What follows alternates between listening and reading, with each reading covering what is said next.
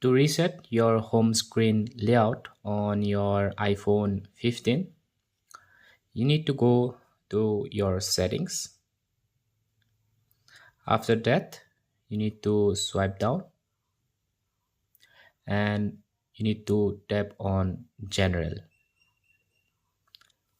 And now from here, you again need to swipe down until you found this option called Transfer or Reset iPhone. Tap here, then again you need to tap Reset.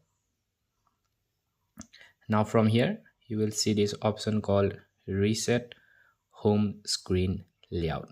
So to reset, tap here and then tap the Reset Home Screen button. So yeah, that's how you reset your home screen layout on your iPhone 15.